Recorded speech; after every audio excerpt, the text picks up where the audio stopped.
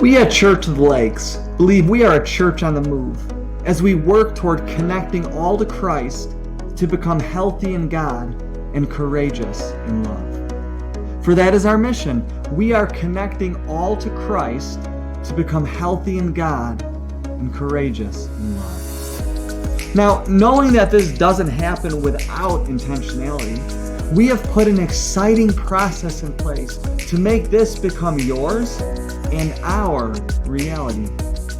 How do you become all that God desires you to be?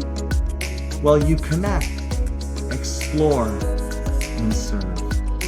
First, you connect. We encourage you to connect to Christ through worship and prayer. As a congregation, this primarily happens for us on Sunday morning during one of our 4 worship services and at our Wednesday evening worship service. Everything we do and everything we are is rooted in a relationship with Jesus Christ, and this begins with spending time with Him through both worship and prayer. Second, after we connect with Christ, we want to explore God's story unfolded in the Bible. This primarily takes place in small groups where we grow healthy in God. We see ourselves not as a church with small groups, but a church of small groups. We explore God's story to know more about God and also to help discover our purpose. Once you have connected to Christ and explored God's story, you become equipped to engage the world in service locally, regionally, and globally.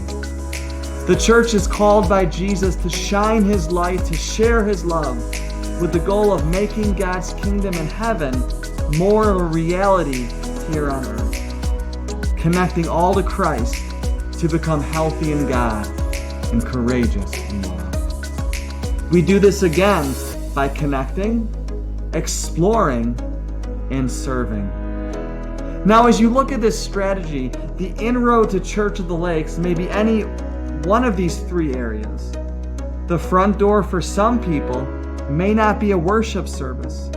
Instead, it may be a small group or even an outreach or missional effort. That's okay. The goal is to connect people to Christ and to get them on the pathway of continually connecting to Christ, exploring God's story, and serving our neighbors locally, regionally, and globally.